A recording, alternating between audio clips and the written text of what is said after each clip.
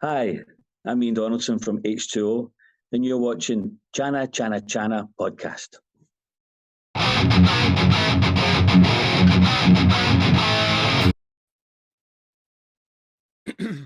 Hi everyone, welcome to another episode of my podcast. We have a very special guest today joining all the way from Glasgow, Scotland. We have Mr. Ian Donaldson joining the podcast. Hi Ian. Good morning, Channa. How are you? I'm good. How is your morning? So far, so good. It's a nice, bright, sunny morning here in Glasgow, which is unusual for this time of year. So it's nice. Right. So I hope you had your coffee or tea. Do you drink tea or coffee? Got the tea. Okay. So Ian, how is like the mood right now, with the passing of the Queen and all that? It, yeah, it's really somber. It is. I mean, I live in Scotland, and the Queen, she obviously lived in England. Some people in Scotland don't really feel too much about the monarchy, but I think I don't look at life that way. I mean, the English are our neighbours, and they've been great neighbours all these hundreds of years. Mm. Um, so it's kind of mixed up here a little bit. But I thought the Queen was an amazing woman, and she deserves all the respect that she gets from everybody. I mean, it's kind of sad as well. Yeah.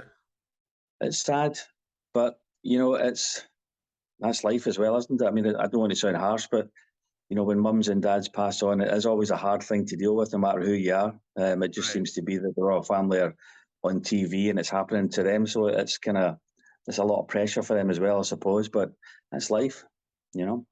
It's definitely sort of an end of an era, right? Because she been like almost a century. She was there, right? Like, You're right. I mean, 96. And she was on the throne for 70 years. Um, it's difficult to see how it goes. Life goes on. I understand that, and now we've got King Charles. Well, whether he'll be the same kind of person as his mum remains to be seen. The one good thing about him is that he cares about the planet. So I know his powers are kind of restricted. It's not like olden days where he could order the armies forth and you would be banished from the realm and all that kind of stuff. It's not like that. But I hope he does something. I hope he does use his whatever influence he has to help things along as far as the planet's concerned, because that's the biggest risk we're all facing right now, isn't it? right. So Ian, the last 2 years specifically was a very terrible year for musicians, definitely, right? So how Yeah. is this current situation now? Of course, if you put aside the Queen's passing, how is the live entertainment and music scene in Scotland nowadays? It's picking up now. It really is. There's loads of bands and loads of acts touring again. But I think that some people have bought tickets for 2 or 3 different events over the last couple of years, and then they find that they're double booked because the one they bought 2 years ago has been rescheduled for now, and one of their other favourites has popped up at the same time. So the people are trying to make decisions about what they go to see. But there's new music coming out from people, and there's a lot going on again. It feels optimistic one more time. I mean, because we all need music. That's part of our therapy, I think, for being alive, isn't it? So it's good. It is good. Yeah, I actually believe like music and art is like the purpose of life, right? Like, otherwise, why do you live? Exactly that, and we're here to help each other. That's the bottom line. Regardless of what religion, what colour your skin is, doesn't matter. We're here to help each other and share exactly. And music, you know what it's like for all of us. I mean, no matter what mood you're in or what's happened to you, you can find a song that kind of soothes your soul a little bit, or elevates you, or takes you to another place where because you can't deal with reality that day. It's magic. It's magic. Right. So Ian, how did you handle the last 2 years? How did it personally affected you? Um, I think first of all, like everyone else, nobody could really believe that the world was in lockdown. I mean, like, you couldn't go out the house, you couldn't go and meet your friends.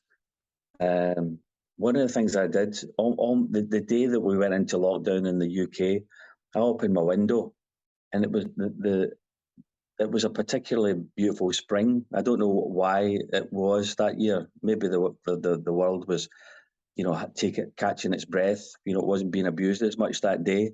And I put Kate Bush on, and I just opened the window and just kind of listened to her, and I was aware of the kind of silence outside because no cars were running, there was nobody in the streets. It was really kind of strange. I took the time just to kind of like recharge my batteries. I really did take my foot off the gas, go in neutral for a while. And kind of part of me enjoyed it. Part of me was afraid as well because, people were dying in their thousands every day in the UK, and there was no cure and there was no antidote.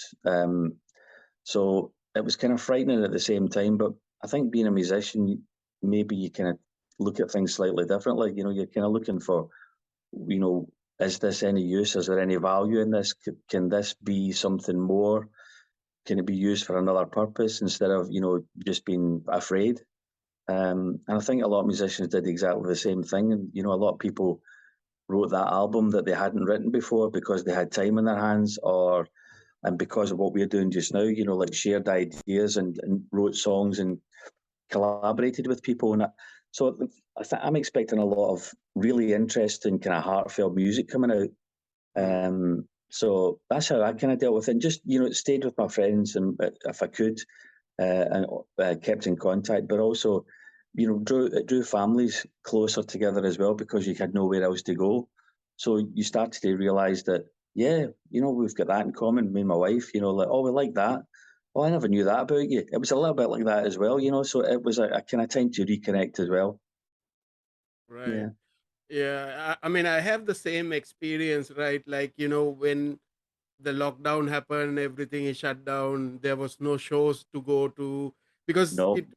you kind of got used to a certain lifestyle, certain way of doing it, and then suddenly everything stopped.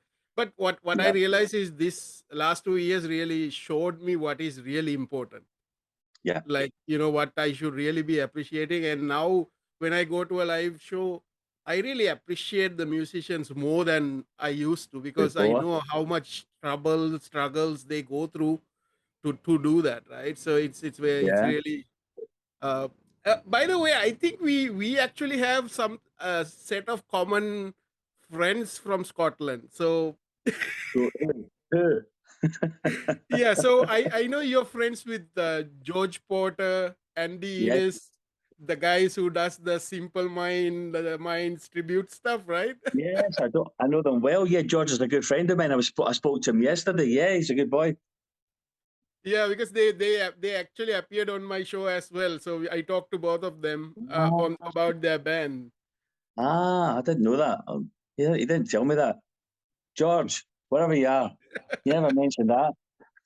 He's a good boy. His band are terrific as well.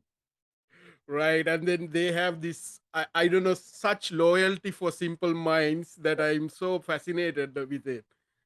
The way George feels about the Simple Minds is the way I feel about David Bowie. That's his band. I mean, he loves a lot of other music. We do talk about other things, but he really loves the Simple Minds. You're right. Right. So Ian, before we talk about the your band and touring and all that, tell me a Yeah. little bit about your childhood and what's your earliest memory of music? I was brought up in a place called Govan, which is in Glasgow, and at that particular time, it was a really kind of tough area. Um, my earliest recollections of music is probably my mum playing Jim Reeves, who's an old country singer, on the radiogram, which was like a big record player. You don't really get them anymore, but she used to play that. That was before I kind of decided that maybe I'd want to listen to the music I wanted to hear, even at a young age. And I remember the first record I bought was Sugar Sugar by the Archies. Remember? Right. Sugar. Du, du, du, du, du. And then I remember Motown. Tamla Motown was kind of, this would be the late 60s when I was maybe just about 7 or 8. I can remember kind of Tamla Motown being in the radio as well. Um, that would be, yeah, that would be about that time. And I was brought up in a tenement in Glasgow, so people were always having parties. So on every Saturday night, somebody's record player would be up at full volume, and you would hear Saturday Night at the Movies, and you would hear who else? The Beatles, the Rolling Stones, and Tom Jones was a favourite up where I lived.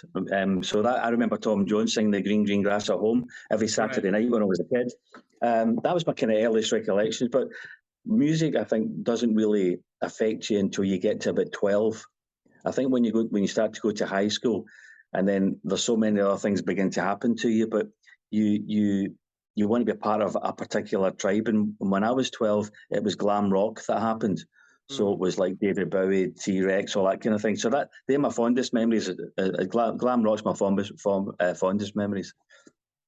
Right. I mean, talking about David Bowie, it's so amazing how the music is still relevant, right? There'll never be another one because it's impossible, because rock and roll was young when he did it, and the sounds he made hadn't been created before, and what he said hadn't been said before. It's difficult to find something new to say. If you manage to find something, you're doing really well nowadays. But you're right. I mean, when you look, I also like science fiction, and he's name checked in movies and series on TV, and it just makes complete sense to me, because it is, and everybody's got their own David Bowie, haven't they? Because depending on what age you discovered him at, you've got a hunky dory Bowie, or you've got a rebel Bowie, or you've got Let's Dance, and it goes on and on and on, and you've got this huge community worldwide that are still love his music and miss him. It's really bizarre, I really was heartbroken when he died that day, and I still feel it a little bit. I don't mind saying that, and I still reference him in my lyrics, just kind of secretly for me. I've got a new song called "A Rocket Ship Called Love," and it's basically two characters. It's a bit like, you know the song "Cooks" from Hunky Dory. Will you stay in a lover's story? It's a bit like that, and I'll always kind of reference him in my music. But when you think about the 80s, which are tremendously big in the Philippines, all those singers, Heaven 17, Phil Oakey, all those people have all listened to David Bowie. You can hear it. It's stamped all over the music. And there's a whole new generation also picking up on him. So I'd like to ask you, so how do you feel about David Bowie? Is that one of your favourites, or something else you like? Yeah. So for me, actually, I discovered him very late. I discovered him through the song. Remember, the Wallflowers did a cover of the Heroes song. Yeah. From Yeah, that, and then I went and find who is the original singer. That's when I discovered David Bowie, and then I kind of started collecting stuff, because I see him as not just as a musician, but he's more of a sort of an icon, because he has a lot of influences to the movies, to fashion, lifestyle itself. He's like counterculture. He's like one of those Andy Warhol and all those other he's really really influential. part of that, right? So I have that sort of idea, and I think one more person that I would put with David Bowie is Prince, who was right. They were like kind of the same, right? Again, unique. I'm just an amazing musician, amazing songs, Yeah. totally unique. And they're both gone. How about that? They're both gone, but they've left us amazing music. Yeah. I think I felt actually when Prince passed away, it really hit me, that because I won't be able to see that person live, which is terrible thing. But I think it's in a way that these people came here, and they gave something to us, inspiration, and then I think that's their purpose, right? So they're just gone. You know what? I think that's absolutely correct. I think that you're right. It gives. They left us forward motion, didn't they? They just left us a way to live life and apply what we learned from them. And a lot of highbrow musicians, maybe classical musicians, probably look down upon people like David Bowie and Prince, but I think they're missing the point. I think you're right. I think they're missing the point of life. You know, they were essential. You know, that's strange. You know, I saw something on Facebook a little while ago, and it says, you know, when you're feeling really down, just realise how lucky you are. If the world is 13 and a half, you know, the one 13.5 billion years old, you got to live at the same time as David Bowie and Prince as well. There's a lot to be said for that, you know. My daughter, she's only 20, and 21, sorry, and she loves David Bowie and she loves The Clash and she loves T-Rex, and she's actually got the lightning flash tattooed on her back. She's got the Rolling Stones lips on her leg, and she's got Amy Winehouse up here as well. And she says from time to time, I would gladly swap places with you, Dad. I'd be happy to be your age if I could have seen all the things that you've seen, like seeing The Clash and the Jam and all that kind of stuff. And you know, there's a lot to be said for that as well, isn't there? You know, we're looking back to get inspiration. You know, it's great, but it's kind of sad in the same way. You know, has pop music maybe kind of not run its course, but is it running out of ideas? You know, is it running out of? I'm talking about motivational ideas, real solid things that make you want to do something else. Has it become a career now for a lot of people? You know, is it just a way of making a living? You know, where people live and die for their songs. It's kind of strange times we're living in. You know. Yeah.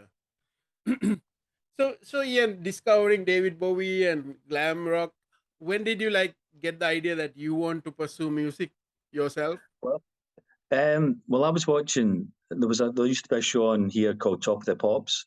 It was on every Thursday. Remember? And I remember when David Bowie was on doing Starman, and it was 1972, and I was sitting in front of the television, and I just, you know, I was just kind of staring. I'd never seen anything like this before. Because Glasgow was quite a dark place at that time. You know, when David Bowie happened, it was a bit like Technicolor suddenly happened in my town, you know, my city.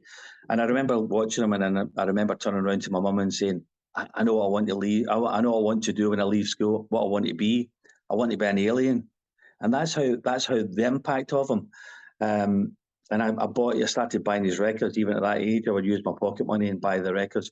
Then I would just put them on and listen to them night after night after night, just every word. And that's what started me singing. And unconsciously, I decided already that I wanted to be a singer, but I didn't know that at 12. But by the time I was 14, I was in a band at school. And that's I've never looked back since then, you know? Right. From from the school band, and then you founded H2O. So tell me that, and how did H2O happen? Well, first of all, just after I left school, I was in a punk band because punk had happened, and I was in a band called Screw at the time, and that really gave me a taste for it because we played hundreds of gigs, and we tried different styles, and that kind of really gave me a taste for it. And when the band broke up, I decided I wanted to do something more, and I put an advert in a music shop in town here. Looking for like-minded musicians that liked T-Rex, David Bowie, Ultravox, those kind of bands. And Alan McGee called me. Alan McGee that went on to discover Oasis and start Creation Records. I hadn't met Alan before, so he gave me a call and we met. And he was a bass player at the time. And we wrote a whole set of songs, and then we found a guitarist and a drummer, and that's how H2O started. That would be 1978. And our very first gig was in a park in the place that I was brought up, Govan, and it was for a campaign for nuclear disarmaments rally. And so that's the very first time we played. And it's kind of ironic because, you know, here we are 40 odd years later, and we're still talking about campaign for nuclear disarmament. You know, you're still thinking, you know, the world is still under threat, you know, what has really changed? But that's how the music started, and we just kept on going after that. Yeah, you make a good point. I mean, we tend to talk about a lot of these causes, but seems like sometimes things are not really happening, right? No, it's not. If they are, it's not obvious. You know, it's not obvious to people in the street. You know, just ordinary people, and it's kind of heartbreaking. You know, precarious times, Channa. I'm not really sure where we're going. I'm not sure what the motivation is for the very for governments and for people that are in control. I'm not sure what it is what they want. I'm not sure. I just hope they include people like us, just ordinary people. But I'm not so sure. I really don't know. It's a kind of frightening time, but all the more reason to keep on living and keep on making music and keep on doing things. Right. I was trying to find out, like, do some research whether the H2O is just water or something else. No, no, it's a good point. The reason why we describe we settled on that is because it was the first time everybody agreed at the same time on a name. We're trying to find a name, and it was all these mad things coming up. And it was the first time we said H2O. Then we thought, well, you can't really live without H2O, and also, anybody that's younger that is listening to this, or even older nowadays, because we're not always responsible when we get older either. But it was really we could spray paint it on walls. It was really quick to do. You wouldn't get caught by the police. You could go H2O and then you could run. It wasn't like a big name like orchestral Right. maneuver in the dark. And before you got to dark, you were arrested. So it was like that as well. It was kind of easy. So I believe, I mean, you have I've been listening to, you have one album of H2O on Spotify, That's right? right. The Faith album. And then I've been listening to some of the songs, and you perform when you were here. You also perform some of the songs. So one song that keeps, I'm one of my favorites is Who Stopped the Rain. So, can you tell me about that Ah, song?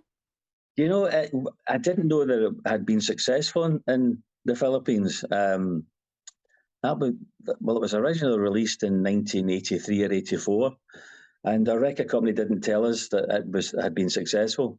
It was, it's a kind of the theme. I think is another. When I talked earlier on about how to try and do something that's not been done before, but it's how impossible that is sometimes. But at least try and give the lyric a kind of twist of some kind. So it is a love song, but it's not just your conventional "I love you, you love me." It's more of a kind of like a torch song almost. It's more like, it's only you and me against the world, and if we trust each other, then things will be okay. A bit like that. Um, and I hadn't sang it since 1984. The first time I sang it publicly was when you were there at Manila at OKADA. So I rehearsed it the day before with the boys in the band, and then I sang it for the first time, and I really enjoyed it. I forgot how much I enjoyed singing it because it's different. You're making me think now, about those, because that's a long time ago now, and I think it was just a twist on a love song. I thought that I think that's really kind of where that came from. Yeah. Right. So from H2O, I know that you had another project as well with Derek Forbes as well. I think you did a. Tell me about The, that one. that's an unusual one. That was Four Good Men. So it was Derek Forbes and from Simple Minds, Mick McNeil, who was also in Simple Minds, and Bruce. My gosh. Bruce Watson, right? Bruce Watson, thank you. Sorry, Bruce. If you watch this, Bruce, I'm sorry. It's early in the morning. So Bruce Watson on guitar, and a guy called Smiley who played drums with Robbie Williams. A mutual friend of ours kind of suggested the idea of maybe just kind of meeting up and having a chat. And after we did that, we thought this is a good idea. Why don't we just kind of do the hits? We'll do the Simple Minds hits. We'll do the big country hits and do a couple of successful records from H2O. So we rehearsed, and then we started doing gigs, and we did gigs on and off for about 5 years. And they were great fun. We would do really, really big concerts. And we went to Canada and America, and we supported the Pretenders in New Jersey. Lots of great things, lots of great times. And that lasted for about 4 or 5 years. And then we all kind of lost interest, and it was time to do something different. But they were good days, happy days. I'm glad we did it. Right. So during your H2O career, Did you actually travel to the Asia? Did you came in the Philippines? No, No. because we didn't know. We didn't know. A record company didn't tell us there was anything going on here, over there. I'm sure we would have travelled, if we'd have known. In fact, Jesse, the Jesse Gonzalez, Cambosa, who's the promoter of the gigs in the Philippines. It was only when I got to the Philippines and I had a chat with him that I began to understand where things fitted. He told me about the radio station that played 80s music in the early 80s, and how our album was featured. And a lot of people heard I Fought the Law as well, and then Blue Diamond after that too. And I didn't know any of that. I would love to have been, things happen when they happen, and you've just got to deal with that, in life, everybody. But I'm kind of happy that it was this year that I went, because it felt really good, that there was a history and there was a kind of shared history between, even you when we talked at the gig and we talked about records and then understand how valuable vinyl is for people. It's important, it's a big thing in the Philippines about getting the original copies and all that kind of stuff. I didn't understand any of that. So when you're sitting down, you're talking to music lovers, record lovers, and that's a unique kind of conversation. So I'm glad that I went when I did, and it looks like maybe I'll be coming back again year after next, and I'm looking forward to that as well. Fantastic time. Right. So, yeah, let's talk about how did the Philippine show actually happen? How did you get connected with all this?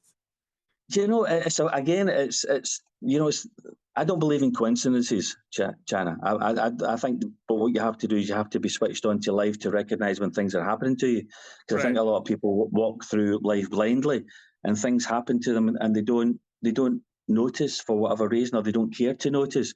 But I'd been talking to someone else online, and then Jesse joined the conversation, and he introduced himself and he said, "I'm the promoter over here, and would you like to come over?" That was maybe about 2.5 years ago. And I said yes, but I wasn't sure if something like that was going to happen. It just sounded like too far out, especially when COVID was happening. You're thinking, when is the world going to get back to any sort of normality? But Jesse kept in contact, and he said, "I'd like to come over here and maybe do some remixes of the songs that were successful here," and then introduced me to some, a couple of young DJs, and slowly things began to take shape. And then we talked more about the vinyl, and then we sent photographs, and it just kind of gradually came together. And then before I knew it, boom, he said, "There's your air ticket, come on over." And it was like that. It was a slow process, and then suddenly I was in the Philippines, and it was a dream come true. It really was, because I loved, there's. I mean this when I say this, Channa, but I just love the people. I just all the people I met were really warm towards me, and I just thought, this is amazing. There's obviously some bad guys out there. I never met any of them. That's the only thing. So as far as I'm concerned, you're all good guys and good women. But it was, I was beginning to wonder why the 80s so big, and then I kind of asked. I think it's important. I'd like to establish this one, Channa, because I'm thinking, why are the 80s so big? Why is nobody talking about the 60s or the 70s in the same way that they talk about the 80s? I thought there's got to be a reason for that. So I spoke to Jesse's daughter, Camille, and she told me that there was a regime in the 60s and the 70s that things weren't free. There was a lot of repression, all that kind of stuff. And she said that basically when the 80s happened, the kind of doors opened to the West, and that's when that was the first time that people really got a hold of music. Because I did think it was unusual, because everybody's going like that, new wave forever, and I was wondering what it was all about. And that was a kind of interesting story about your own country, but about how music, that we talked about earlier on, about how music really affects people. And I think it was a lifeline. It seems like, like just a door to another world, like just the same as when I was a kid, when I discovered David Bowie. It was a whole new thing, but only it was everybody was growing up at the time. That was the only difference, I believe. But and I just can't see that feeling going away. When I met everybody, the other guys in the bands, and Jen and Pearl and, Paige, all those people. It's just genuine love for the music. It's just, it was great. It was great for my soul. Right. Actually, Ian, I'm also actually not from the Philippines. I'm actually originally from Sri Lanka. Oh, are you indeed? Okay. Right. So the reason I stayed is actually, as you said, the people, because I fell in love with the people. So I've been here for 16, 17 years now. So Wow. so I met So my it's a wife. genuine. Yeah, Uh-huh. it's the people actually. I really love how the people are, so there's qualities that I can really describe in words, but they're so warm, friendly, and Agree. they really love music, and that's one thing that's why I even decided to stay here. Okay. That just confirms what I was thinking. I'm thinking, have I got some sort of romanticized view of people because it's, I'm over making music, but you've just confirmed that that's the case. So if that happened for you and it happened for me, two different people years apart, there's something in that then. So that's good to know. Yeah. Mhm. So how was your trip to? I know you also you performed also, did a gig in Boracay as well. You did some vacation. How is that experience? That was again, that was different, but that's all about people again. I met different people in Boracay, and the bar is called Niggy Niggy, and they've got a great house band. And I don't normally drink, Channa, but the pina coladas were particularly delicious. Okay, that's all I'm saying. Okay, it just tasted like, lovely. You're looking out and you're seeing the sea and the sand, which is not Glasgow at all. So you can see the sea, the sand, and the sun, and you're thinking, yeah, I'll have one of those, two of those, three of those, four of those. And before I knew it, I was on the stage with a mic in my hand, and the band are saying, "Would you want to sing?" And I just thought quickly, it's a song I hadn't sang for about 30 years, and that was My Girl by The Temptations. And it was a great experience. It was a different experience from OKADA because the people were right up against you. You're there's nowhere to hide. You just got to kind of do what you have to do, and it was a unique kind of experience as well. And I really enjoyed that. And I enjoyed the island. Um, I remember sitting with Arnold, who was basically our tour manager. We're sitting on the beach. It was early in the morning, and this young boy comes past. He maybe about 5 or 6, maybe 7, and Arnold and the boy spoke to each other. And then about 5 minutes later, he brings 2 coconuts, and he's cut them open. He's put a straw in, but he's actually climbed up the tree, cut them out the tree, and brought them. And I thought, how enterprising is that? And it just, it was idyllic. It was just nothing I'd ever experienced before. It was a different kind of. It was just another brilliant memory among a lot of different memories. A lot of brilliant memories. So I really enjoyed it. It was great. Yeah.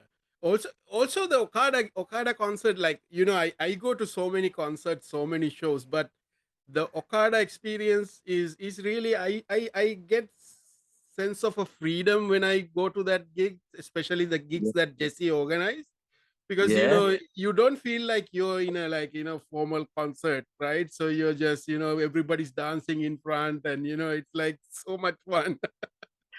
That I think that you're right. It was a kind of. It was kind of perfect in a lot of ways. I think you're absolutely right. It was no restrictions. There was no stewards, no bouncers saying, sit down, you can't do this, you can't do that. It was just, it was a kind of perfect union between band and audience, if you want to put it that way. And also the bands that were, the local bands that were on, I'd got to know some of those people as well. And they were in the audience. And it was just a kind of beautiful moment. It really was. I really enjoyed it. The gig was like that for me. I thought Right. we've just done 10 songs. I'd like to do them all again, but we couldn't obviously. But I would have started again if they allowed me and just done them all over again. So you performed along with Dave Jackson from The Room, and then also Farrington and Mann, which is uh, what is that? When in I'm Rome, losing where when in Rome. So yeah. have you come across those guys before that gig? No, I'd heard of The Room and I'd heard of When in Rome, but that was all. They were just kind of names from the past, and it was kind of unusual because we were all really different from each other. Like the music that Dave makes, nothing like what I made and make, and the same with the guys from When in Rome. But you've got a camaraderie, you've got a kind of a common, there's a kind of common denominator between us all. We made music in the 80s. But that was the only similarity, though, because we're really different as people as well. And because we were with each other all the time, it was kind of interesting getting to know somebody that you might not have met otherwise, apart from music. And they were interesting characters. And I liked their music. I now like their music. I hadn't really heard much of them before.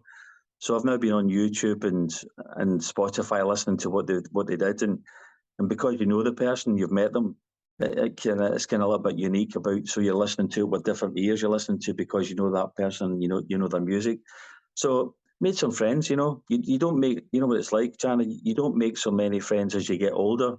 Not the friends that you had when you were kids. Those kind of long lasting friendships. But and you meet loads of people. But you don't always become friends with them.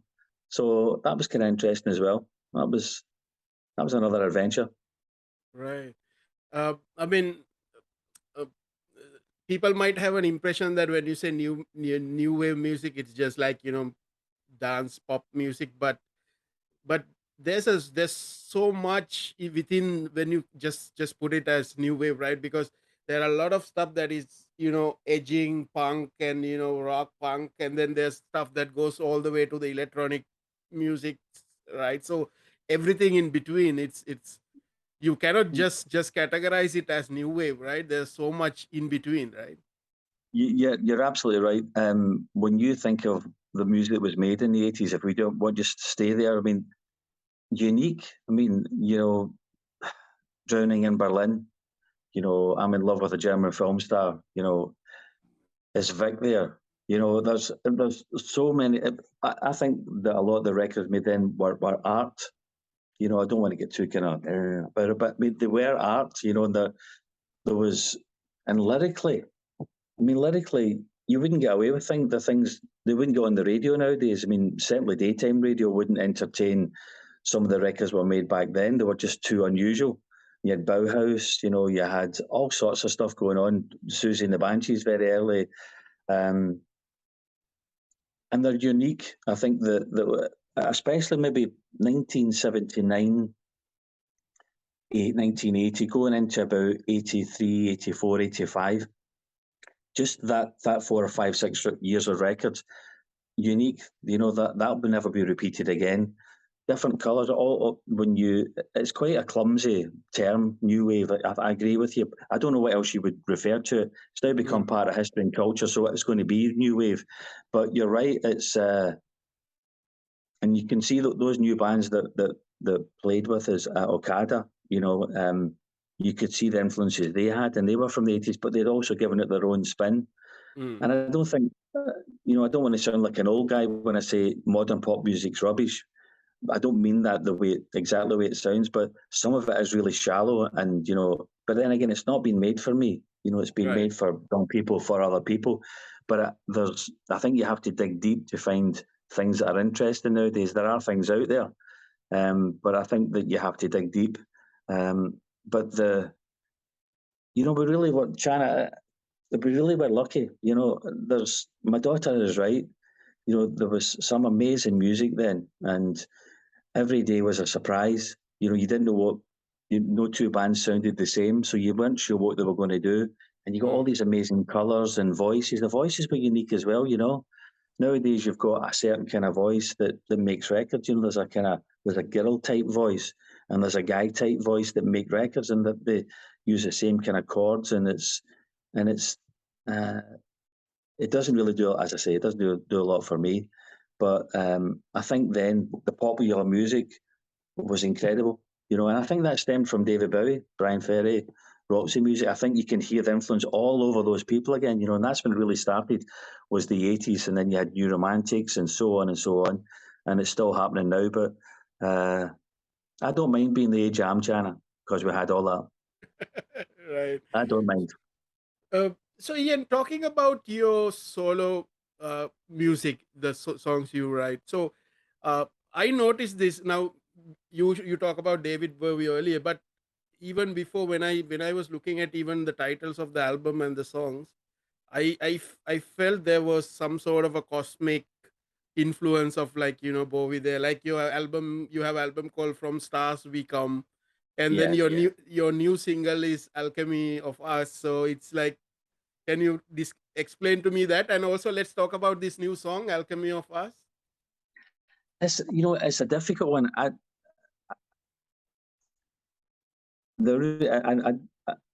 love David Bowie, as I know, as you know, but I never tried to copy him as such. I let the influences become part of me, and hoping that maybe I could add something to that and do something with it.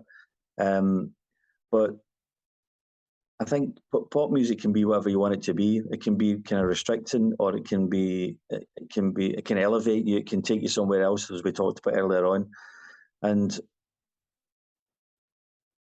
one of the things that he always did was he wrote about wherever he was, however he was at any given age. So he didn't pretend he was a teenager when he was 30 and when he was 50 and when he was 60. He sang about what mattered to him then. And that's what I'm trying to do now. I've always tried to do that, I believe. But now, and I don't want to be morbid when I say this, but for my life, there's more behind me than there is in front of me. So I'm thinking, what do I think? What do I feel? What has life made me? What has music made me? What has my experiences made me? And I find myself always stretching out of this life, like From Stars We Came, like we're all stardust, basically, like, and the alchemy of us, the universe is not vast enough, it's just, I think there's so much to us as spiritual beings as well, like, again, whatever you believe, but I think there is a dimension to us that yearns to be, that we were part of something at one time, and when we yearn to be part of that again, like to become, like, almost like you become detached for a while. You become this physical thing, and then you want to go back to that spiritual thing, whichever you believe. And I think that the alchemy of us is. I was thinking of, remember, uh, what's the Bowie song? Wild as the Wind. I thought that was kind of like really spiritual as well, in a strange way. So I wanted to do something a bit like that. It doesn't sound like that, but it's kind of similar thing. So I'm kind of tapping into the otherworldly. You know, there's going to be a song in the album, and it's called Rachel Tyrell. Do you remember Rachel Tyrell from Blade Runner? She was the. Have you seen Blade Runner? I don't remember now. I think I need to watch it again. But Harrison Ford, he's a Yeah, Blade Runner. Yeah, okay.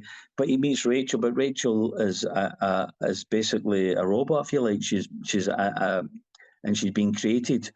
And there's as a love story. So what was said to you earlier on about, it's a love story with a twist again. It's not just like boy meets girl, it's boy meets android, and so I'm always looking for something different. And I think right. that's just because of those early days. And it keeps on coming out, and I keep on wanting to think further. But listen, if people just want to take it on I quite like that song level, they can do that as well. But if you want to look at it a little bit deeper, then I'm hoping there's something else to listen to. Right. So Ian, I actually have a surprise for you. So we have somebody joining this call. Okay. Let's just give a minute for her to join. So I actually shared this song, the song you said, the new song with Jen. So she really liked I it, don't mind. and then she just wanted to join. Let's just see if she can. Let's do Uh, that. yeah, while she's joining, tell me about this. I know that you also write books, so tell me about Yeah. that. I published my first book was published about 4 or 5 years ago, and it's called A Rainbow in the Basement. And again, it's about life. It's about a boy who's 12 years old who loses his dad to cancer. So he's got a bone to pick with God. He's angry at God for losing his dad. And it's set in the 70s in Glasgow. And it's Matthew Ellis is the name of the character. And he comes back to Glasgow after being away for 25 years. He doesn't know why he's come back. It's just that he has to come back. Mm. And he tells his story from a taxi. He's in a taxi for 4 hours before he goes back to America again, and he tells his story about losing his dad, about going to live in America, about meeting a really unusual family there, and about all the questions that you come on of age happens. And there's a supernatural element to it as well. He meets a really unusual family, and yet a lot of serious life questions he addresses, but he addresses them with the help of someone else. And it's about wishes, and it's about love, and it's about loss, and it's about, is magic real? And if magic is real, how does it affect us? There's a lot going on. Right. Jen, are you there? Yes, I'm here. Hey. We cannot see you. Can you? I don't know how to do this. For a moment. It's only wait. J. All I can say is J. Just Here it is. okay. Okay, got it. Allow. Hi. Yay. Hello there. Hello, Jen. How are you? Hi, Ian. Hi, Jen. It's nice to see you again. You too. Look at you. Look at you. Oh no, I'm not. Right. She's gone again. Jen, I want to ask you. So, Jen, do you remember when you first hear H2O song? I remember it when I was in high school, and I used to go to the parties. So they're playing the music, the song "Who'll Stop the Rain." Right. Way back in high school, I used to have lots of memories of that song. You know, I really, really love it. And the lyrics, of course, I have it right now. Thank you, Ian. I said to them, yeah. I am so lucky. Right. Jen, what's your experience, seeing Ian perform live, in OKADA? Oh my God. I can't believe it. You know, a dream come true. Like, is this really Ian? I'm in heaven. You know, I used to hear, I can't believe really. I used to hear him on radio and on vinyl. And now it's for real. I said, oh my God, wow. It is so wow. I'm gonna die. So I think we were talking about this thank you. earlier, Ian. You were talking about the fans, in Manila, and then Jen. Jen is one of the, most genuine fans I've seen in Manila. I agree. Yes. I totally agree. I totally really agree. love H2O music, and I love really Ian Donaldson. Thank We you, love Jen. you here in the Philippines. I love you too, and I love everybody that I met. Really, it was an amazing experience, and I want to come back as soon as. Right, Jen, you have what's your message to Ian? Well, my message to him is keep on writing great music, and hope we'll get the CD. Are you going to put that on CD? Your latest song? The Not at the Alchemy. moment. No, Jen, it'll be available for download. I'm making a video for it next week, so It's people can. only available on Spotify. At the no, if you wanted to download it, you can download it as a file if you like. But I'm making I'm going to have a vinyl album, and it'll be on the vinyl album. Yes, I love that. I'm a music vinyl addict. So my plan is to have that out next autumn or next fall, as you might call it. So about a year's time. Okay. I'm going to look forward to that vinyl. You know, I always love vinyl. Right. It's just, I guess, so Jen, I'm excited. I'm excited for that copy. I'm really excited. I'm always excited. Thank you. Jen, Thank you, Ian, for the music. No problem. Love it. Thank you. I'm glad you enjoy it. Okay. See you soon. Thanks for joining, Jen. Thank you. Thank you, Channa. This is my first time, and it is so memorable. Right. Thank you so much for this opportunity. Brilliant. Brilliant. Have a great day. Have a great day, Ian. You too, Jen. See ya. See you. See you soon. Bye now. Bye. Bye.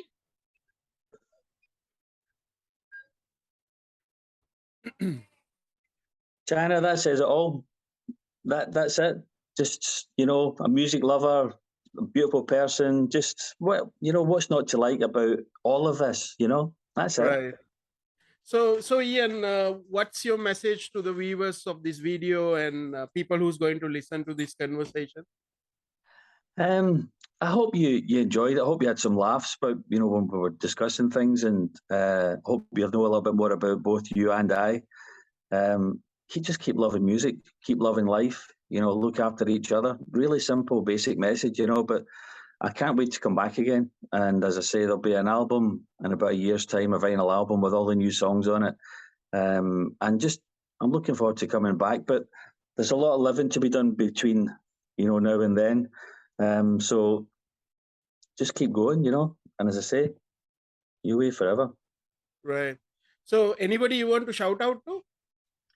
The band were terrific. So that'll be Japo and Dax and Levi or Levy and young Mike, who done an amazing job. And I hope they're the same band when I come back again. But there's also Jen, there's Pearl, there's Paige, there's Gilbert, loads for Jesse as well, Camille, all sort of millions. I mean, I could go and get another hour, and I'll just, but it's just keep doing it, keep loving each other, keep doing it.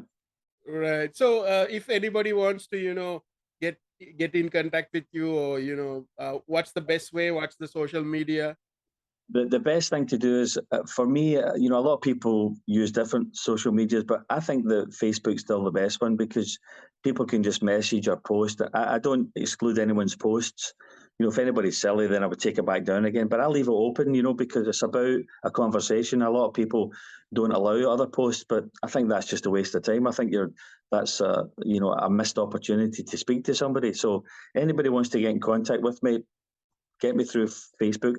I tend to get back to most people eventually. We can't do it all in one day, so just be patient with me. But I'll definitely contact you again, and I'll put up the new video in about what day is now? About a week's time for the Alchemy of Us, and just keep on, pop in, say hello. Right. So yeah, I also have the same as Jen said, like listening to your songs and then seeing you live perform, and now I'm talking to you like one-on-one. So it's kind of very fascinating for me, and I really appreciate that you were so down to earth to talk to me, and the way we No problem. interacted. And then you have my vinyl I sign. remember. And I also have your set list from that show as well. Oh, you got it. Okay. Yes. So looking forward to your new songs and your album, and hopefully your return back to the Philippines. So all the best with your plans. Have a Thank great you. day ahead. Look after yourself, Channa. Loved speaking to you. Okay, lovely speaking with you. Thank you. New Way forever. Always. Thank you.